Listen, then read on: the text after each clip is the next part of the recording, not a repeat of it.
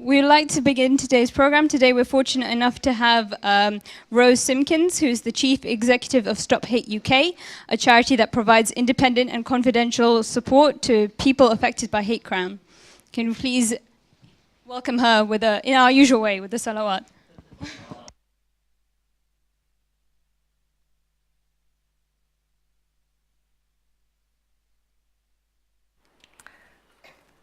Good evening. Thank you ever so much for inviting me.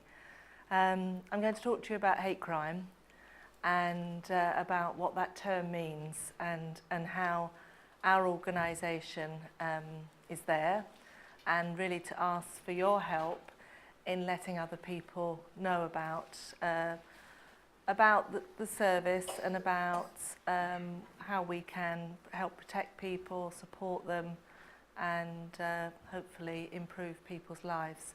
So I'll go through my presentation. If anyone has any questions, then please let me know. Okay. Stop Hate UK is a charity, and we were set up over 21 years ago to support people who were affected by racism. And one of our sort of slogans is Stop Hate, Start Here. We have to start somewhere, and there's lots of work that's done, but basically we're trying to build upon that and actually stop hate.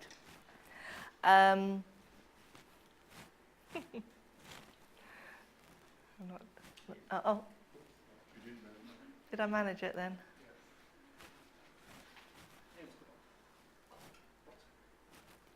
Would you like us to press it as you're saying? It might be easier. Could you press for me, please?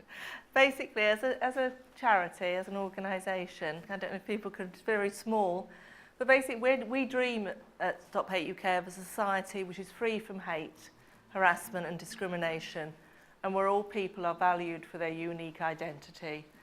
We're all different, even groups of people. Within us, within the groups, we are all individuals, and we should all value that difference. And so we then provide support to people who are not supported and valued for that identity, and if they experience things such as racism. Why am I going backwards each time? You do it. Thank you. Okay, so we also have another slogan, and it's whatever they call you, call us. And that's really important to Stop Hate UK, because when we talk to people about racism that they experience or hate crime that they experience, many people will say, it happens every day. It's only words. Is it a crime? Maybe this is what I have to live with. Is it serious enough? All these things. And we say, there is nothing, if you are targeted and someone is racist towards you or discriminates you and targets you because of your faith, there's nothing that is so small that it's not worth talking about and reporting. Basically, as I'm sure you're aware, if you allow people to get away with things, they gain confidence. And sometimes what's happening escalates and can get more serious. So we basically need to get our message out there that what you're saying is not acceptable. If you attack me physically or verbally because of my faith, because of my race, then this could be a hate crime, and we're not going to allow you to get away with it, because what I want people of Harrow to be saying is that I'm too important to allow myself to be treated this way. I'm not going to be ignored, and I'm not going to be treated this way. And therefore, it's working out what support there is so that we can all work together to make it safer. So it's really important, whatever they call you, call us. There's nothing we have to put up with if people are attacking us because of who we are. I'm going to leave this alone.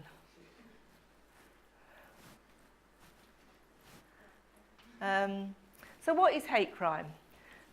It says there's a sort of legal definition of what is hate crime. And a hate crime is where any crime or incident takes place where the victim or any other person believed it was carried out because of that person's identity. So if somebody says racist words to you or attacks you because of your faith, and you think, actually, that's a hate crime, no one should be arguing with you. So you should never go to the police or to another agency and say, I've experienced a hate crime, and someone say, oh, did you really? That should never happen. You know, basically, once you say that, you should be treated as though it happened. It doesn't mean that somebody can be arrested for it, because you still need evidence. We still need to be able to prove things. But what we're saying is it doesn't take away from that feeling that it happened. And so sometimes, even when there's not a witness, there's no evidence, and no action can be taken by the police or any other agency, it doesn't mean that what happened to you wasn't important. It doesn't mean that it shouldn't be reported, because what you never know is what that person did immediately before or after, or is going to do next week. And that's what we never know. So there may be no proof to back up what you're saying. There may be no evidence whatsoever. But you might give the police or another agency that little bit of information. So you might say, well, actually, it happened on Gloucester Road at 8 o'clock on a Friday night. And that might be all you know. But if it's happening on a regular basis on that time, and then someone's going to do something about it. You know, someone's going to actually say, well, I think we better have a look at what's going on there. So what I say to people is, it might feel as though, well, what can be done about it? But you never know. And that's what I really implore you really to say, that we don't want people to be say, oh, well, that happens. Basically, it's our right to be protected, and it's our right not to be attacked because of who we are. And if the incidents are reported, then those little bits of intelligence and little bits of information can all be used. And so it's just trying to get away from people saying, well, it doesn't really matter. So what I'm asking you, if you could talk to other people about it and be sort of ambassadors or champions to say, actually, this isn't right. And they say, well, I haven't got any evidence. It doesn't matter. It doesn't matter, because it's my right not to be attacked. And that's really what it's all about. And it comes back, when we started using this term, it comes back to the murder of Stephen Lawrence. Have people heard of Stephen Lawrence? Yeah. Okay. So Stephen Lawrence was murdered because he's black. That's the only reason he was murdered, you know. And so the work that went on after his murder, there was an inquiry, and basically the recommendation of that inquiry was a racist incident is any incident which is perceived to be racist by the victim or any other person. So if you rung the helpline and you're telling me what's happened, you say, well, I don't know. But I say, well, actually, from what you're telling me, I think so. That matters as well. So it's really important. It's the person who is targeted or any other person. So if you witness something, and that's the other bit of help really I need from, if you witness things, you can always report it. You can do it anonymously, and some people feel better if they do it anonymously. But you can do that, and that's really, really important. Okay. The other recommendation, well, there were lots of recommendations, but one of the other recommendations that's really important to us at Stop Hate UK is about the ability to report at locations other than police stations 24 hours a day. So our helpline that's on our bags here, that helpline was launched, was opened in direct response to this, to say 24 hours a day, people can talk to us. They don't have to talk to the police. They can talk to an independent organisation, and that's how they can do it through our helpline. So that was introduced as a direct response to that, and Doreen Lawrence, Stephen Lawrence's mother, was really involved in us setting that up, and is a patron of Stop Hate UK, so still supports us today. So it's straight from sort of the origins of the work we do on hate crime. So we do it through our helpline. As I said before, we have 3 helplines. And the helpline it's not just the phone, you can do it by online chat, text, email, there's British Sign Language, there's a number of different ways that you can report your hate crime or speak to somebody. Really important at Stop Hate UK, it's not about just reporting, it's having a conversation. It's being able to say, I don't know, I feel a bit uncomfortable, I'm angry, I'm sad. However you feel, you can have that conversation. And it's really important that people feel able to report things and to talk to somebody who will understand and will go at whatever pace you want and give you whatever advice you want. And this is the message we want you to give others, that the power won't be taken away from you. Basically, the racists are they're trying to take your power. They're trying to take our power away. They're saying, I'm in charge here, I can do this. I actually say, no, let's give the power back. The power should come back to the people. And that when you call us, it's always about what do you want. It's never, oh, we think this and we're the best and we know that. This is about giving power back and not letting them get away with it, basically. And it's 24 hours a day. So hate crime is around faith, religion and belief, and is around race, ethnicity and nationality, but it's also around disability, sexual orientation and gender identity. So it's also to remember stuff around disability, hate crime particularly, because many people don't realise that the same laws apply if someone's attacking you because of a disability. And we all know people who have a disability, and so it's about there to protect them as well. So it's really important that people know this. And so if people, we hear stories of people being very, very similar things to racism and around your faith, where people are being spat at in the street, people are being called names. And we hear stories of people being pushed out of wheelchairs, all sorts of terrible things. And sometimes even more than with race and faith, disabled people don't know that the law's there to protect them as well. So the service is for them as well. Okay. Most people don't report their incidents. And we know that nationally through something called the Crime Survey of England and Wales. What we know is there's a number of people who would say through this crime survey, yes, I've experienced a hate crime. They're asked the question, have you experienced that? Yes, I have. Then they ask the question, did you report it to the police? And the number drops dramatically. And then when you look at the numbers that are recorded by the police, the number drops again. What's beginning to happen is the police are getting better at recording it. So the gap between those who think they've reported it and the ones that the police have recorded is getting smaller.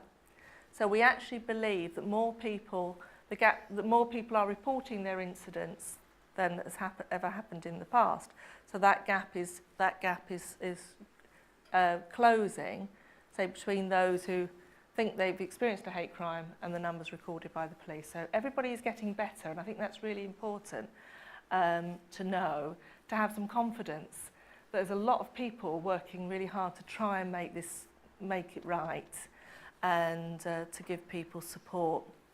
But what we know around religious hate crime, that through the Crime Survey of England and Wales, it was estimated through that 38,000 incidents happen a year in England and Wales, but only 4,400 were recorded by police. With race, sometimes faith hate crime gets put into the race category. They do merge a little bit. But in the race category, they think there's 106,000 incidents happened because of the figures in the Crime Survey in England and Wales, and just over 49,000 were recorded. So you can see there's a lot of incidents happening that aren't being recorded. I sometimes think that even these figures, are a gross underestimate. If you think about your own experiences and the people you know, people say to me, some people say, I experience 6 incidents a day.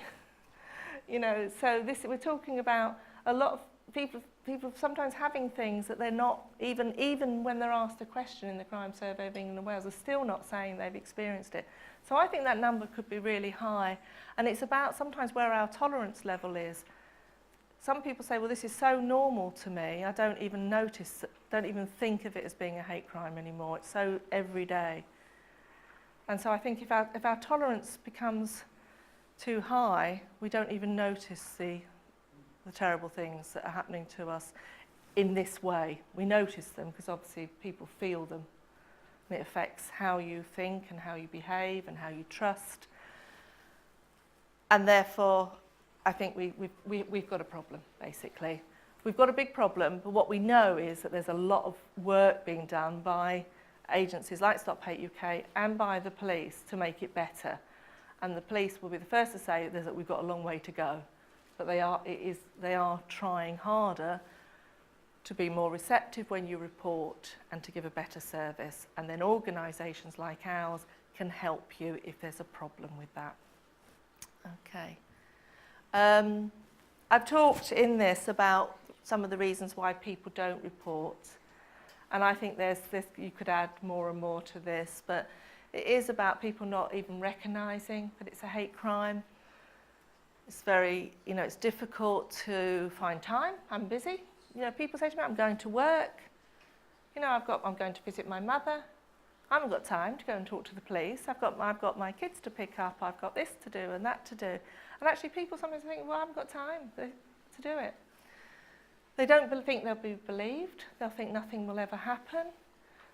Sometimes people think the police are just too busy doing more serious things, or sometimes they think the police don't care.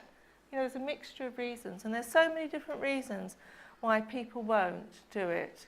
And what I'm really asking is that we can't let people just get away with this stuff. And so what we're saying is, if you use a service like ours, sometimes it's quicker and easier. You can just make the call when it's convenient for you, and you take control over what happens next. So if you don't want to get involved in the criminal justice system, you don't have to. But it's really important that support is offered, but also the information can be used then for intelligence purposes about making everywhere safer. Okay. I want to tell you about a woman called Fiona Pilkington. I don't know if anyone's heard of Fiona Pilkington. But this is Fiona Pilkington on the left and her daughter Francesca Hardwick. And they lived in Leicestershire. And they were subjected to repeated incidents where they were targeted because of disability. In particular, because Francesca, her daughter, had a learning disability. And they were regularly targeted. And lots of the things were not seen as that serious by the people they were telling. They didn't cross the crime threshold. No one could be arrested. They fell below what was considered a crime as an individual incident. Some of the things that Fiona Pilkington reported was that they'd moved my dustbins again. Basically, local youths were regularly doing things to annoy her.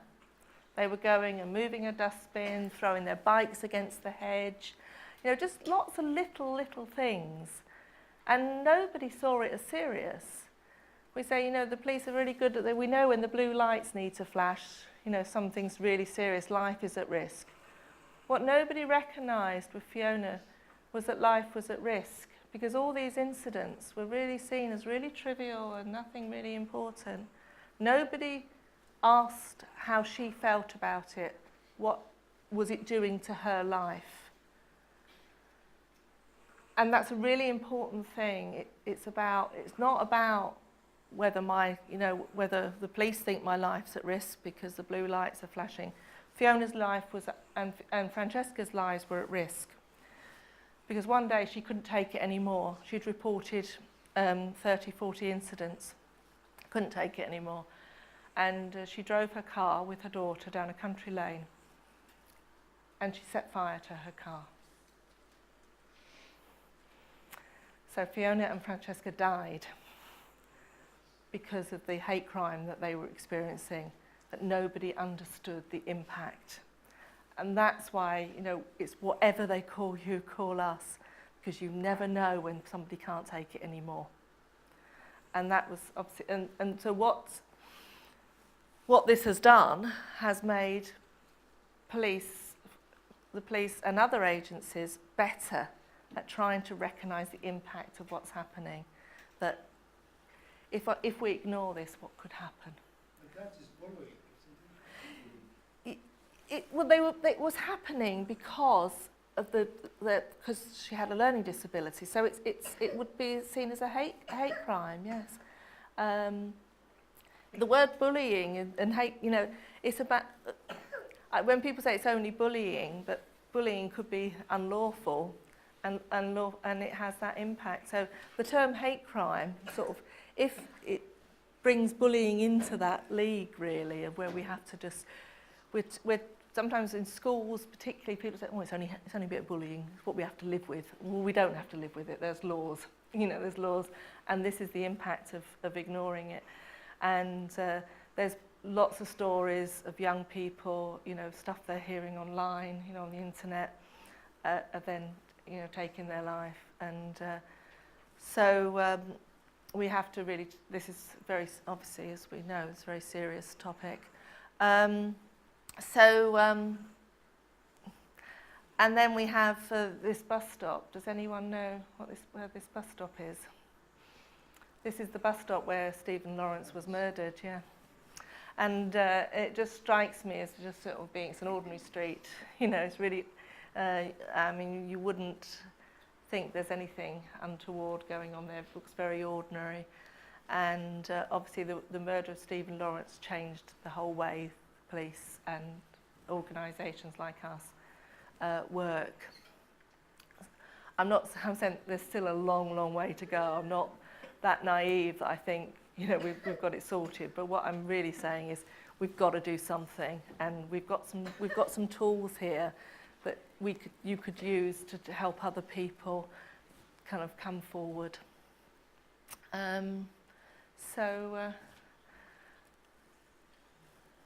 Hate crime for us is often very complex and distressing. People they talk to us, and they don't always know that the police are going to be interested. They don't know that anyone cares. Sometimes people come, they're very angry or they're very upset, very confused, all different sorts of things. So we spend a lot of time with people when they need it, talking to them about how they're feeling, what they want to happen. And it is just working with people about what they want and having that conversation.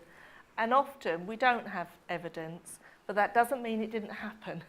And I think it's really important for us all just to think, I can't prove it, doesn't mean I can't be believed. And I think that's really important for people. They want to be believed. And so we would believe that, and we would encourage people to think about how they can get evidence without putting themselves at risk. But think about, or if we really can't get evidence, accepting that and working out what else we can do. So it is often very complicated, and some hate crimes are very subtle. You know, people aren't always it's not always very easy to even see it sometimes, but you know when people are being offensive towards you. What we know about hate crime is that it has a greater impact on the individual than a random crime. So if you're burgled, you're probably going to be pretty angry or upset, distressed, scared, you know, all these things. And then you might put some extra bolts on.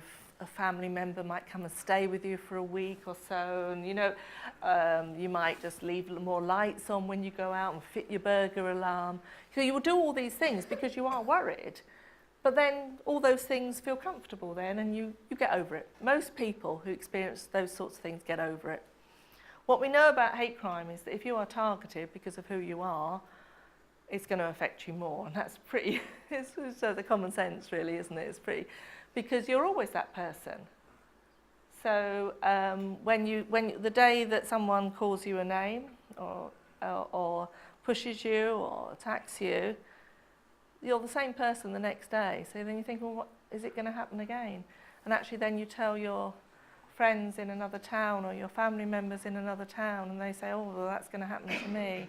And that's the sort of fear that many people, I think many Muslims are living with these days, that this, this is happening and we have to be vigilant about it.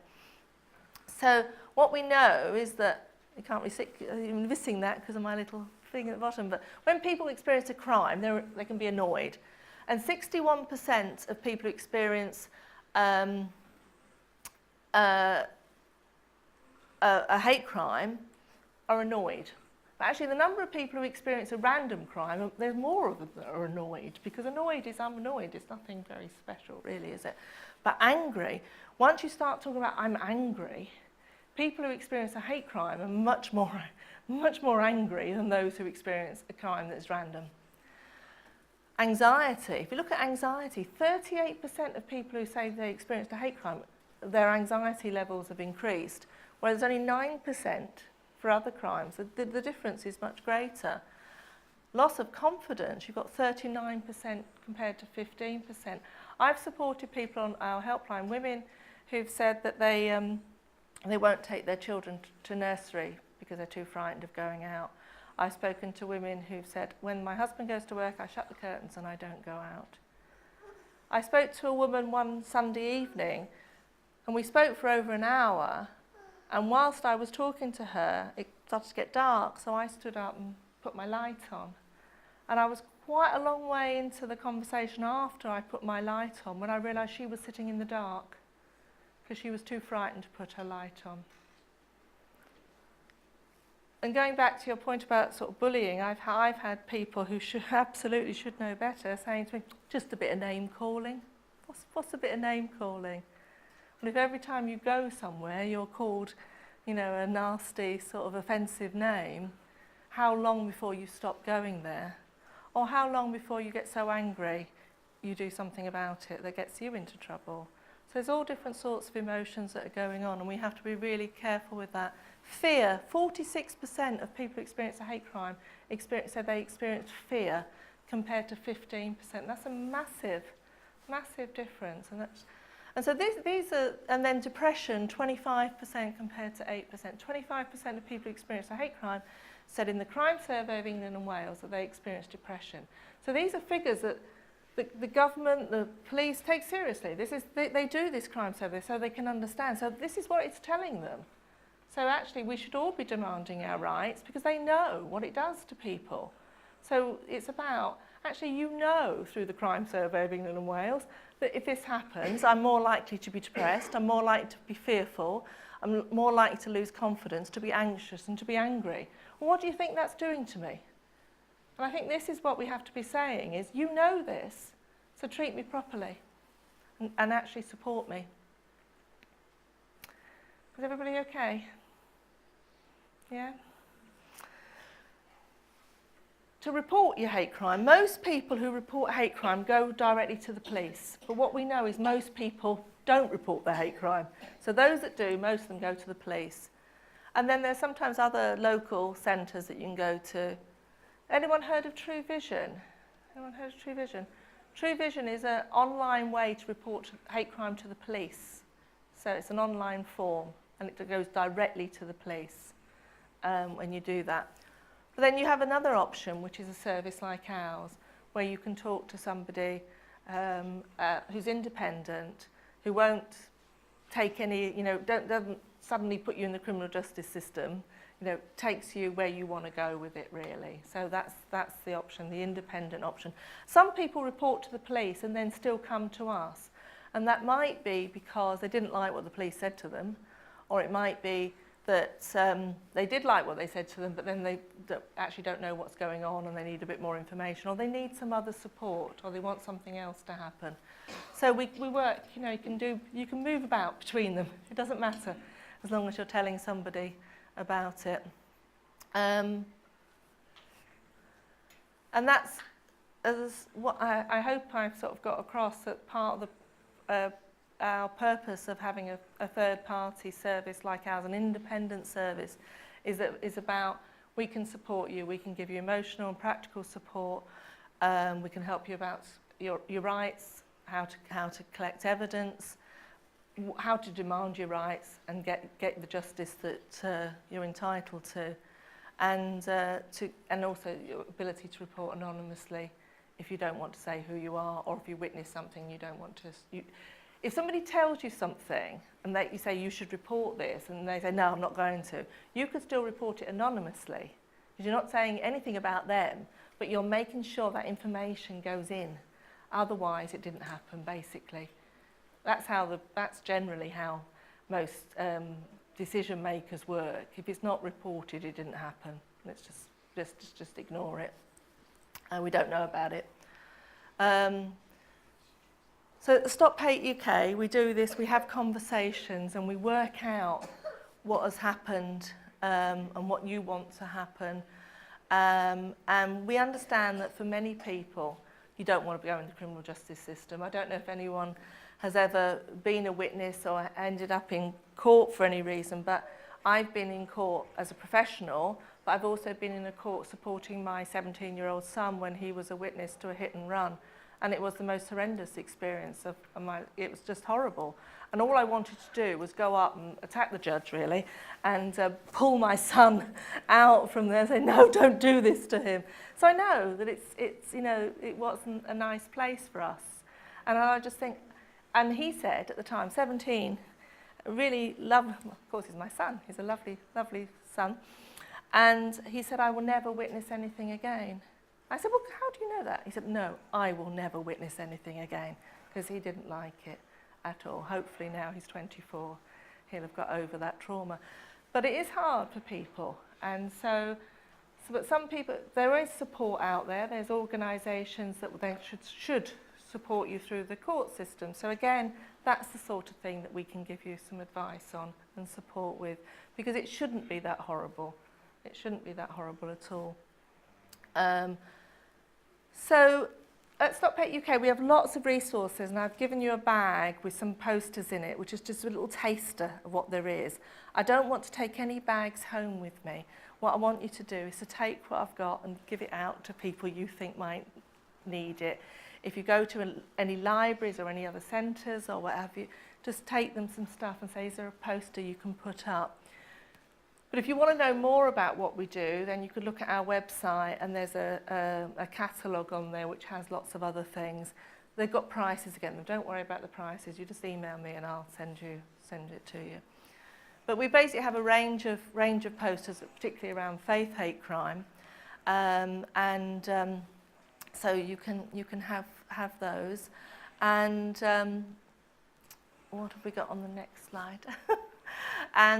And these are just the areas that we currently provide our service in. Does everybody live in Harrow here? Some people don't. Yes, everybody does? Yeah? Yeah? And do you move around to other boroughs for work and things? Yeah? Yeah. I've noticed something about Harrow Council. I've noticed something about, because I work at the Harrow Council police. A lot of the hate crimes that you're talking about, there are a lot of people, no, I'm sorry. Lots of people have already lost faith with the police and the council, and the third-party reports. And I noticed that because of the experience I had with the council and authority as on the focus groups and the police panel and everything else. Everyone's just not interested anymore. They say no, trust the police or the council. No. Why? Yeah. But I suppose that's why I'm here, really, to try and say, try something else. We can't give up on it, because if we give up and think they're not going to do a good job, we don't do anything about it, where does that take us, really? And it's really just trying to say, let's not give up, let's try something else. And remember that Harrow Council fund us to provide this independent support. So sometimes they might not get it right themselves, but they know that they need to be doing something. So we work closely with them, but obviously being independent. So I do understand. But it's just saying, let's try something.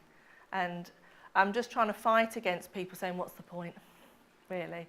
Because, as I say, once we accept what's the point, where does it take us? What happens next? And that's scary, isn't it?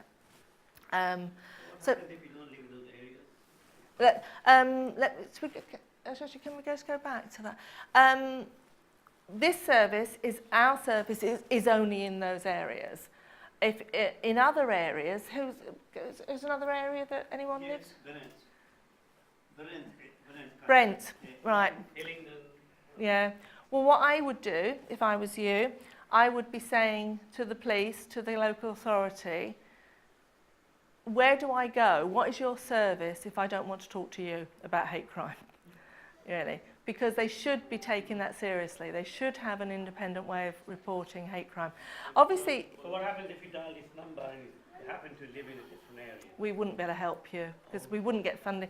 I mean, obviously, around anti-Muslim hate crime, we have Tell Mama in London. So obviously you can use the services of Tell Mama. Has everyone heard of Tell Mama? So you have that service. But ours only works in there. We will be adding Barking and Dagenham, fingers crossed, in a week or so. And there are other areas coming, but that's the only one I can say that's very likely to be added to that list soon. Can you all read it from where you are? Yeah. I mean, we'd like our service to be universal because people move around all the time, don't they? So you say, oh, I'm in Harrow now, I can call it, I'm going over to Brent and I can't. So it is a problem for us. But you should be able to say to your local police, to your local authority, do you have an independent way for me to report hate crime? Because I don't want to talk to you, basically. And they should be able to answer that. But do you have to report a hate crime in the borough that it was committed, or can you report anywhere? You can, in theory, report anywhere. We would only take your call if the incident happened in one of our boroughs or you live in one of the boroughs. So if you live in the borough but the incident happens in Brent, then you can still report it to us. If you live in Brent but the incident happened in Harrow, you can still report to us. But if you live in Brent and the incident happened in Brent, you can't. But that's why I said to people, go and ask the question. Say, actually, why haven't you got an independent service? Because you know, this is what I would say, I would say, you know, at Brent Council, Brent Police, you know that most people aren't reporting their hate crimes. And you know how much it affects people. So what are you doing about it? What are you doing to make sure that people feel encouraged and supported? And it's no good saying, oh, but we're really good and we really want you to talk to us, because it's generally accepted that people need some sort of independent support, because that's the only way we're going to get more people to report. And some of the areas we worked in for a long, long time, maybe Leeds, which is where our head office is, what we found over time, because we've been in Leeds for 22 years, so what we found over time is that some of the people who would never have spoken to the police in the past now talk to the police, because they've come through us, they've ended up getting a better service from the police than they expected, and therefore they built up that trust and confidence in the police, and so next time they'll go directly to the police. And that's what you're hoping, that you come to us if the police need to be involved, that the police give you a good service, and then you feel next time I'll go and talk to them because I know that they'll listen to me. And it's about building that trust, really. And I think what's happening here is that you're just taking a report of an incident, if it happens to be in that area, and then what do you do with that? Well, Pass it on to police? yeah. Is it on my next slide? Yeah, basically what happens after a call is received, we basically deal with the caller's immediate needs. And sometimes that's dialing 999. You know, it really is, we're in an emergency situation. Sometimes they've already reported to 101, but they don't know what's happening. So we might call and say, what's happening? They say, oh yeah, someone's going around. Some people say, well, I know the police are coming, but I'm really scared. So you can stay on the line and talk to them whilst they're waiting. Sometimes it's about giving them emotional support. I've had people who've been really, really distressed, crying for 20 minutes, barely able to breathe. And so you go with them and wait till they can talk to you. For some people, it's about dealing with that anger. Some people, it's about helping them to collect evidence, giving them ideas on how to collect evidence. And I don't know if anyone's ever been asked to keep an incident log by somebody saying, write it down. Has anyone ever had to do that? I used to work in a housing department, and we often used to say to people, oh, keep an incident log. So people had to keep these little diaries of really horrible things that happened to them, and then they bring them into you, and there's pages that we can't read because everyone's so upset, and it's just a mess really, because people, how do people keep a note of something really horrible that's happening to them every day?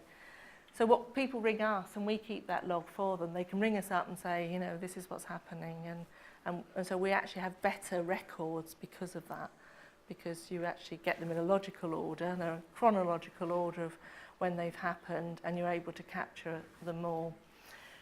We then decide with the caller what they want to happen next, and so we can make a referral to the police for them, and we can do that anonymously or with their full details, depending on what they want. If they want another type of organisation like the local authority or victim support or Tell Mama, any of these other organisations, if they want them to be involved, then we can do that as well. But it's about what does the person want to happen. So that's part of what we agree with them. Yeah, sorry. Excuse me, I can't understand as two boroughs as neighbors together, Harrow and Brent, normally they do everything out there. For example, libraries, everything together. So you know how from the South London at Greenwich, you do the services there. But we're doing for Harrow also, but not doing for Brent. So Yeah. I can't No, well, understand what does it it's a local decision as to whether they fund us or not. So basically each borough can really decide for itself how it's going to deal with hate crime in the borough. Because everyone has to give us some money for us to be able to do this. Because I pay a team to work 24 hours a day. Your organization took that in London. How many staff do you have? In London? Yes. Well, our helpline is covered from lots of different locations. Yes, and how many, sorry, possibly it is not secret. Tell me how many staff altogether you have? That we have? Yes. We have 10 people who work on the helpline. Some work 4 hours a week, some work 40 hours a week, so they all vary. And then we have another team of people based in the office, and I think there's 4, 5 full-time and 4 part-time. So altogether about 20. Thank you. Yeah, but we do other things. Obviously we do the helpline, but we have other work around training and talks like this and various other things. So you just register what they told you with yourself, or tell them that or you continue to report to us. And if someone thinks that it's very urgent, as you say, you calling police 999. But what the other is that you are doing in addition to these two things? Well, they continue to say call you if something again happens. For example, I'm more than 30 years in London, and nothing happened to me or my family. Nothing. Just alhamdulillah, thanks to God. But my question, so what's the benefit for this? I say 20 years ago this reported to you, and now tomorrow I report this to you. But it is not urgent. So what the benefit for me to report this? Well, I would hope that... Coordination. Yes. Well, for some people, some individuals, some people want emotional support. They want someone to say this isn't right. Some people feel that they have to put up with it. So sometimes just saying that was wrong does help people. So it's about an individual, helping an individual. In terms of, as a society, it's about trying to find out where people are not safe, really, and where we might get bits of evidence that could mean that somebody could be arrested. That little bits of evidence that people give can do that. When people are reporting, sometimes we can't do anything about it. But what you would hope is that the person feels supported and that eventually the evidence could build up. And there's no easy answer to your question. My plea really is, what's the point of not doing anything?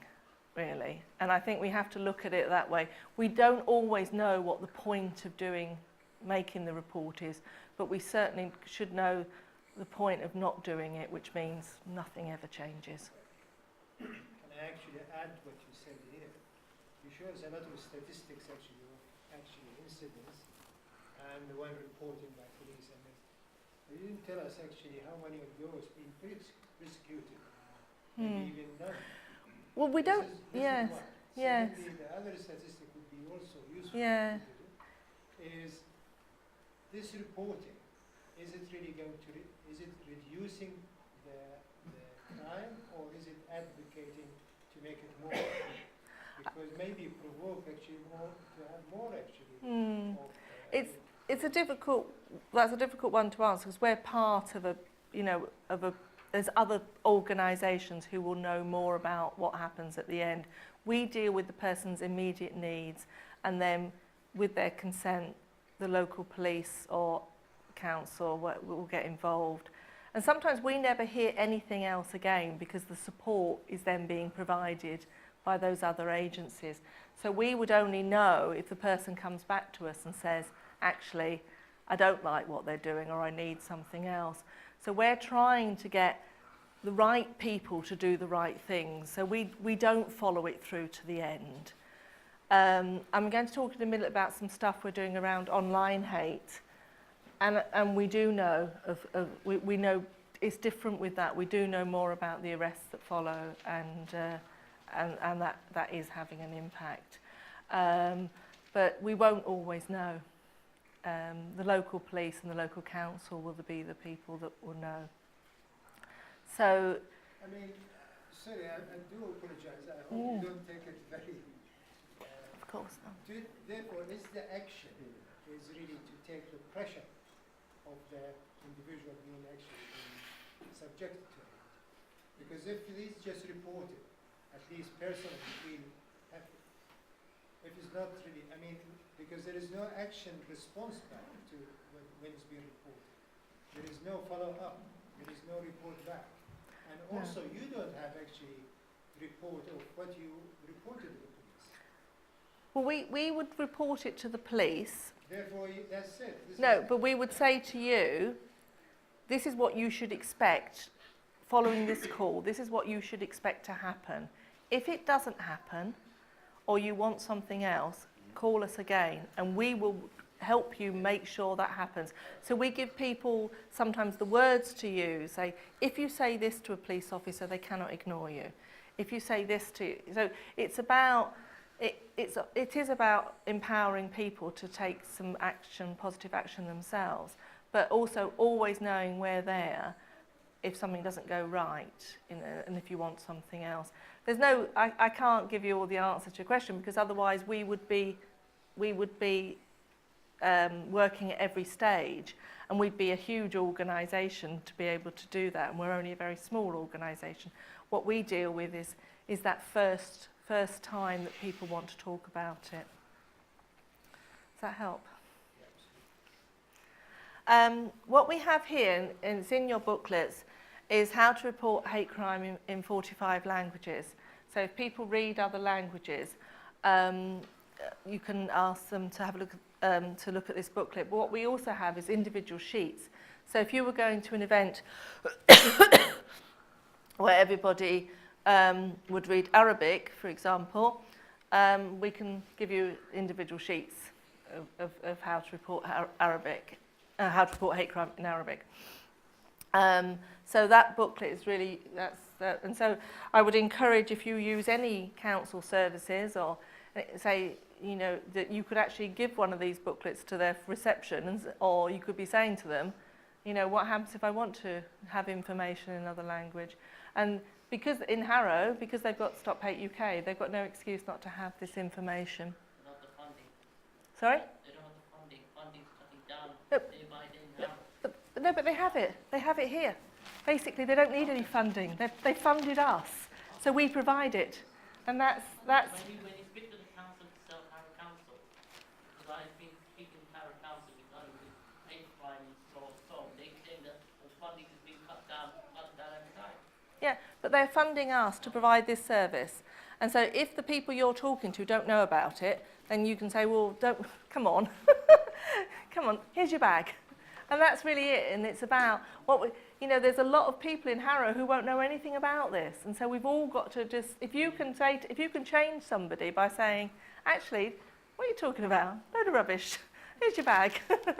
And it's about trying to do things differently.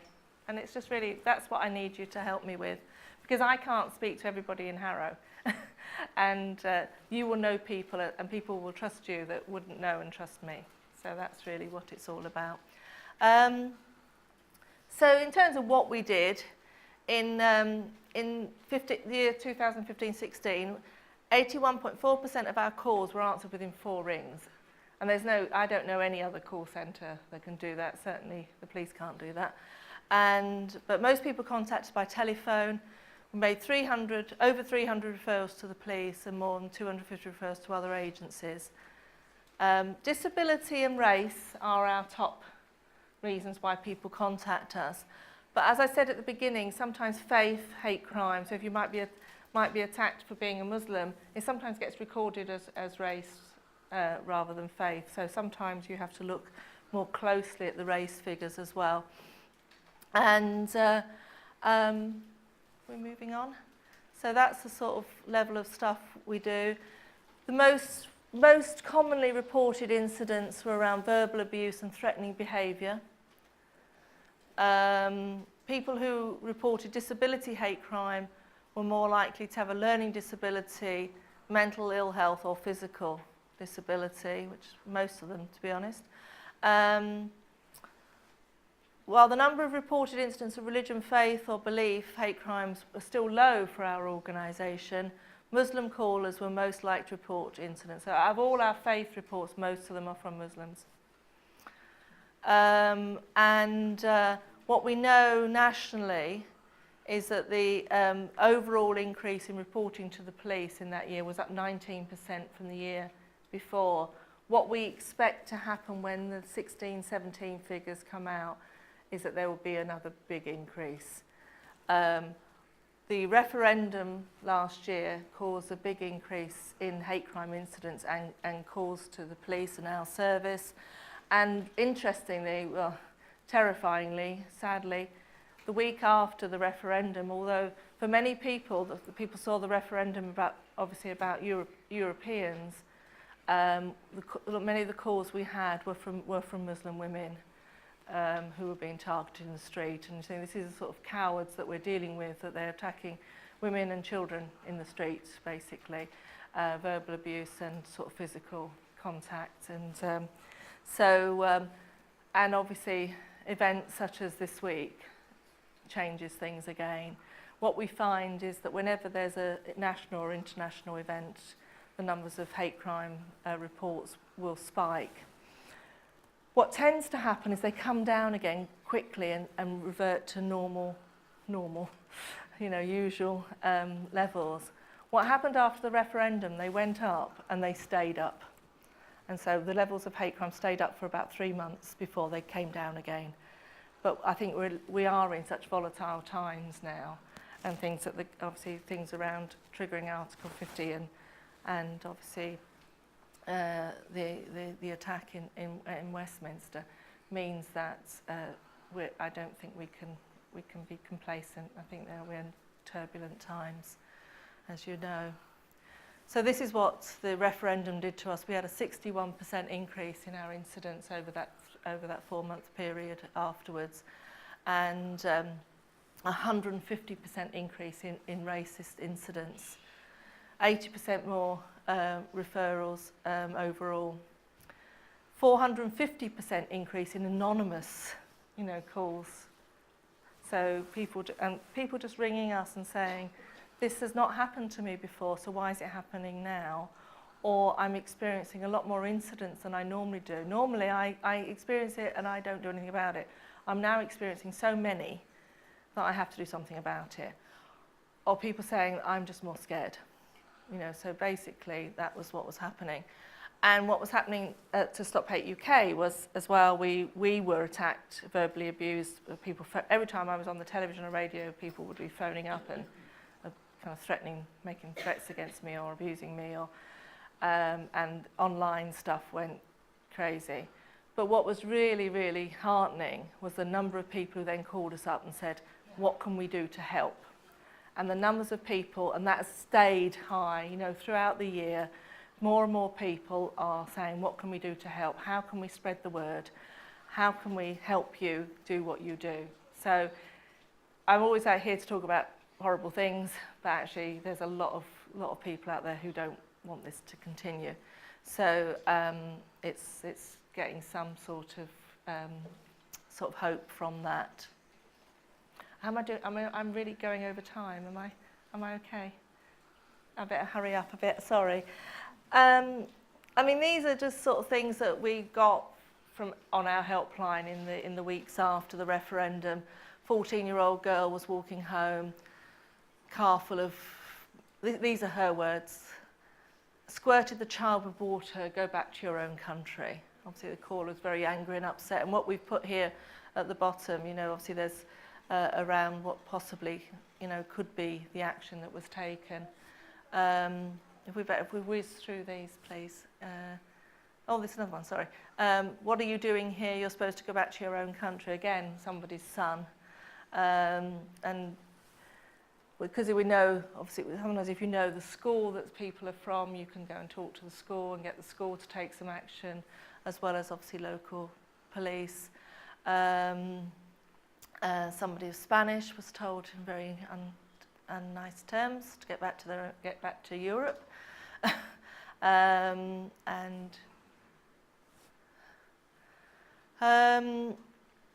what was this one? Oh, Romanians told to go home, children told to go. My friend's daughter, her father's Turkish and her mother's English, and her father's lived in UK for 30 odd years, whether that doesn't make any difference or not. But the little girl, 12-year-old at school, the day after the referendum, you know, her fellow children were saying, so when's your dad leaving then?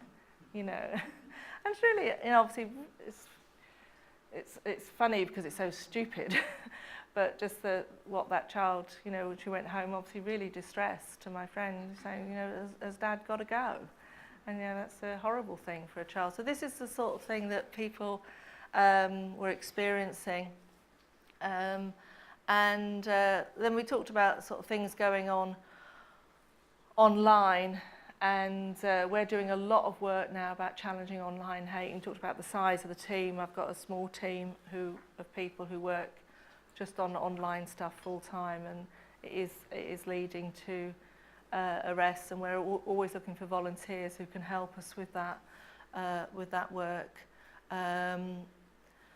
And I said about this is how you can contact us. There's a lot of different ways that you can use the helpline. You don't have to speak to someone. Sometimes people don't want to speak, but they want to do the online chat or text reporting. There's lots of different ways that you can do that. So I just really ask you to think about that. And then what we also have, we're on Facebook and Twitter, as like most people are.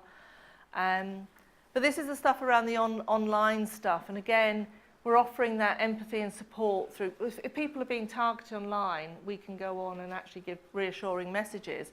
But we also, we can report things to social media companies and have generally, I mean, they are getting better, but we will have an even higher success rate than an individual doing it.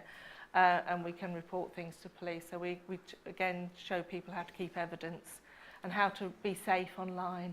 And I think that's really important. Lots of people are doing that. And lots of people are trying to challenge what's going on online when there's hate online. But sometimes they're getting themselves into trouble to do it. So we run schemes about how to do it safely. So if anybody's really into that sort of thing, just talk to me, because there's opportunities for us to do that. And it's about correcting those untruths and those lies, and not just letting people know that there's another view, really, and trying to stop people getting overly confident online. And I mean, a lot of the people doing, especially they're cowards, and they're not necessarily very kind of haven't, we said they haven't got a strong value system sometimes so you can easily change some people's views, and so we have to do something about that. And obviously what we don't know, and nobody really knows, is about the relationship between offline and online hate. And so people getting more confident online, do they then go offline and do something really, really terrible? So and for young people, they don't even know this offline-online distinction isn't even there. It's life. And so you really have to, so we're taking that really seriously now. And so we use Facebook and Twitter. If anybody is interested in our work or anything around hate crime at all, then it's worth just having a look at us online. And that's a way of keeping engaged and getting sort of hopefully some good ideas and some reassurance and some confidence that there's people out there who will support you. And this is my email address, and so if anybody wants any more of the leaflets or posters, they can let me know and I'll just send them. So I can send them electronically, so you can put them in newsletters, you can send them round to your friends. And that's our office telephone number, obviously, which is separate from the helpline number. That office number is not covered 24 hours a day, so you won't always be able to speak to somebody, but that's it.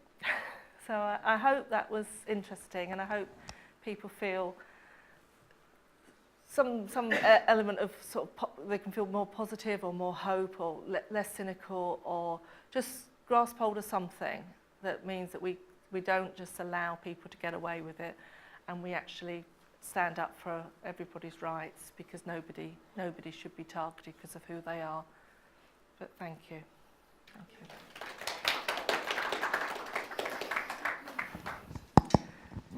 Thank you very much. We have time for a few questions if anyone has any. I know there was a lot of discussion during the talk.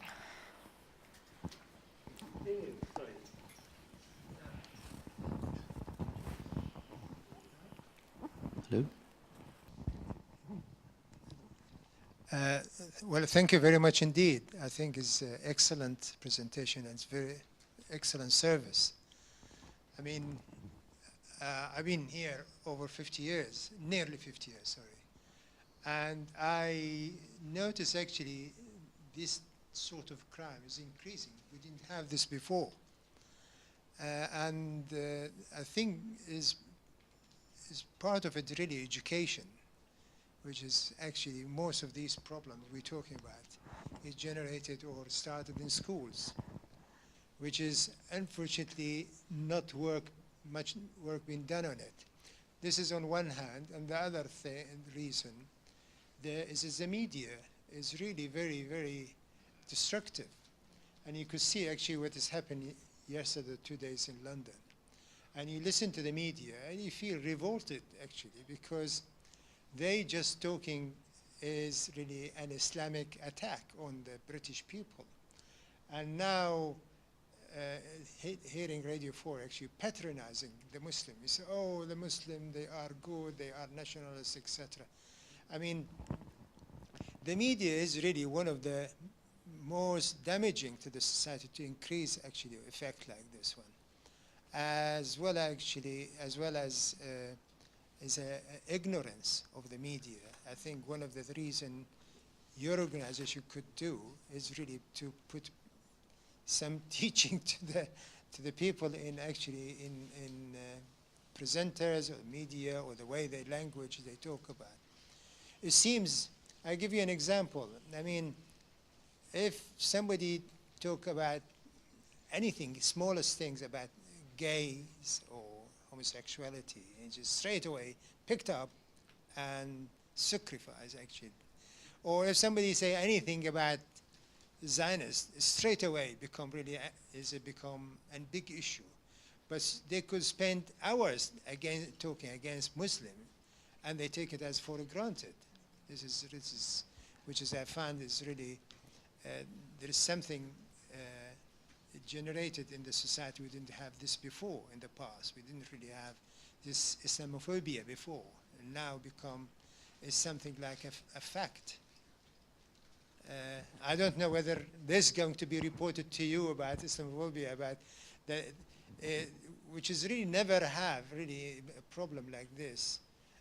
hear problem like this in the past. Now we have this very common occurrence.